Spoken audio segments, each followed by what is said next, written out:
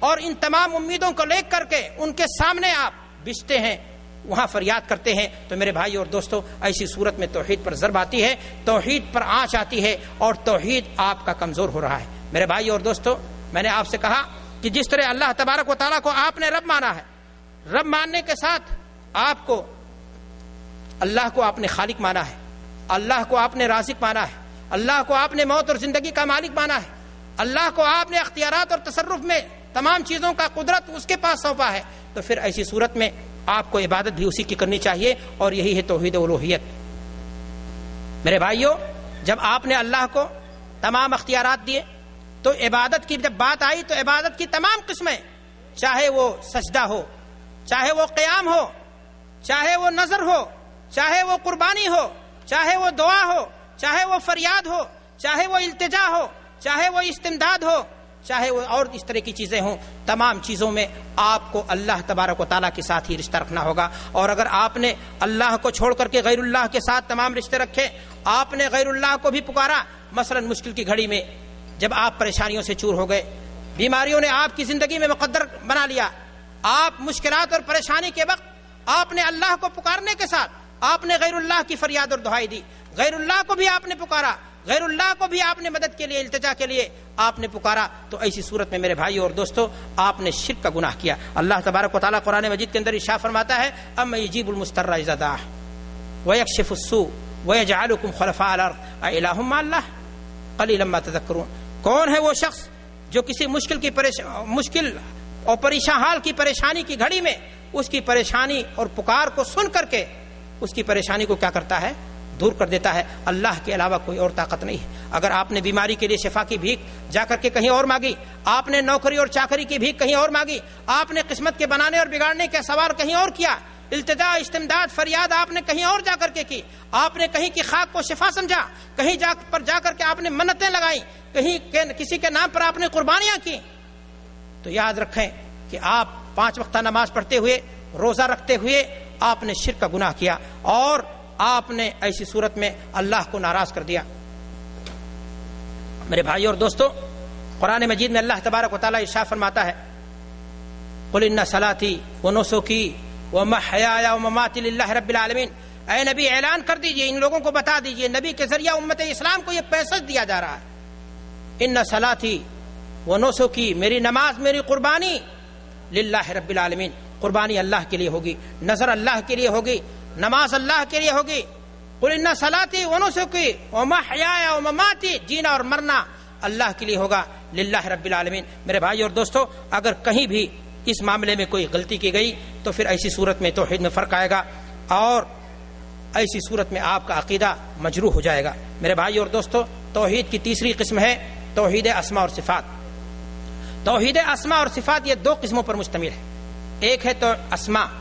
جو اسم کی جمع ہے، جس کے معنی ہوتے ہیں نام۔ اللہ تبارک و تعالیٰ نے اپنے لیے کچھ نام بتائے ہیں، اللہ کے رسول نے جو نام بتائے ہیں ان ناموں کو آپ اللہ کے لیے کیا مانیں گے؟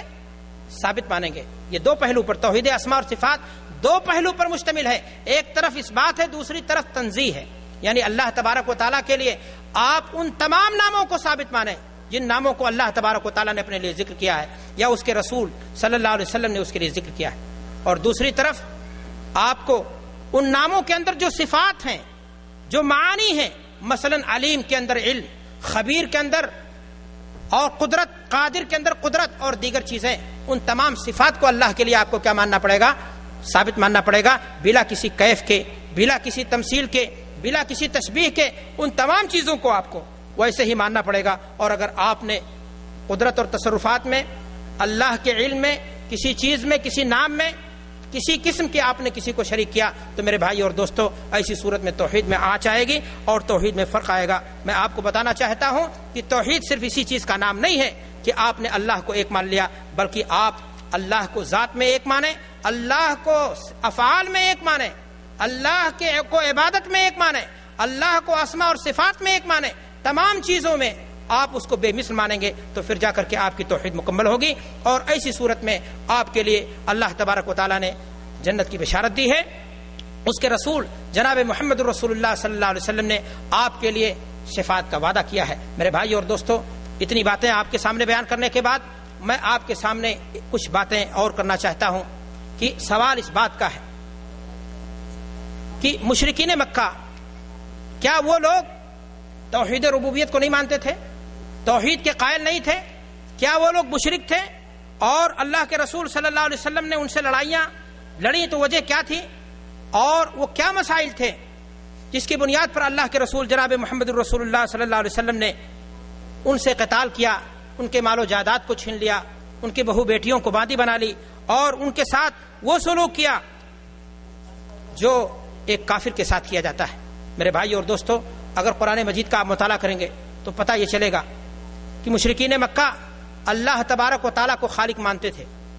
مشرکین مکہ اللہ تبارک و تعالیٰ کو رازق مانتے تھے۔ قرآن مجید میں اللہ تبارک و تعالیٰ ارشاد فرماتا ہے وَلَئِن سَأَلْتَهُم مَّن خَلَقَهُمْ لَيَقُولُونَ اللَّهُ، کہ اے نبی آپ ان سے پوچھو کہ ان کو پیدا کس نے کیا ہے تو یہ کہیں گے اللہ نے پیدا کیا ہے۔ گویا آپ اللہ کو خالق مانتے ہیں تو مشرکین مکہ بھی اللہ کو خالق مانتے تھے۔ اللہ تبارک و تعالیٰ کو وہ خالق ہی نہیں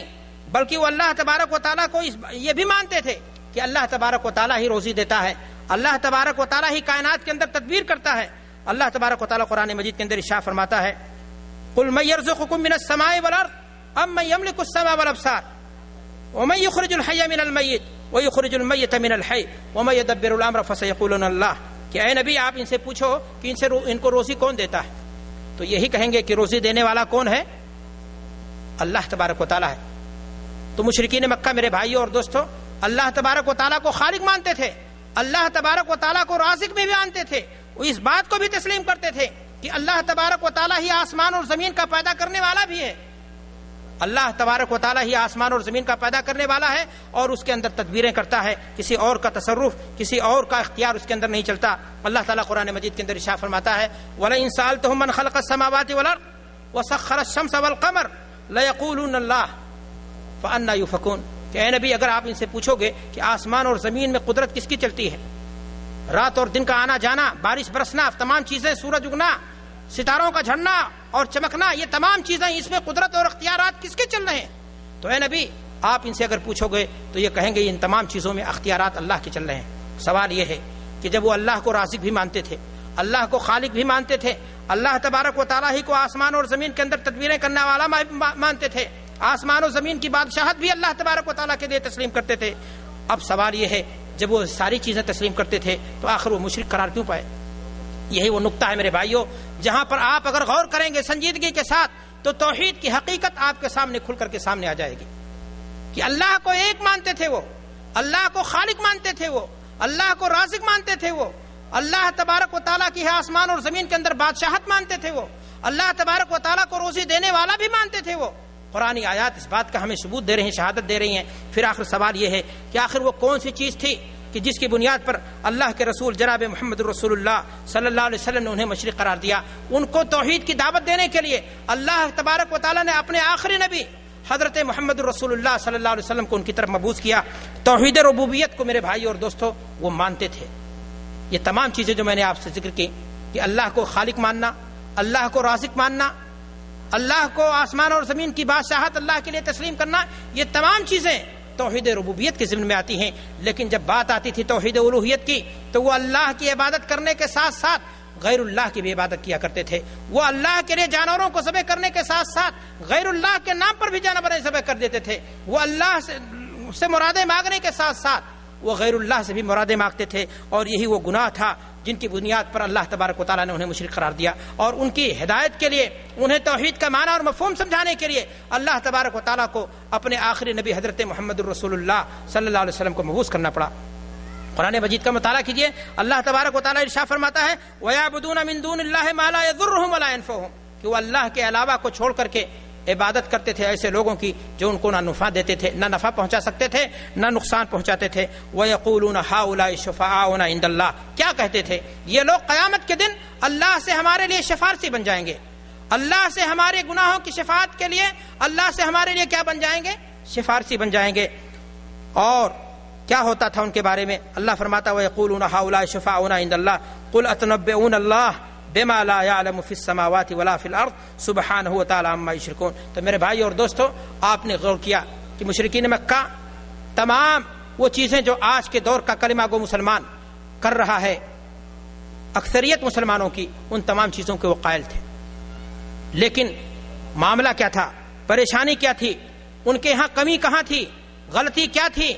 وہ جیسا کہ میں نے آپ سے کہا کہ مشکل کی گھڑی میں اپنی حاجت روائی کے لیے، مشکل کشائی کے لیے وہ اپنے بزرگوں کو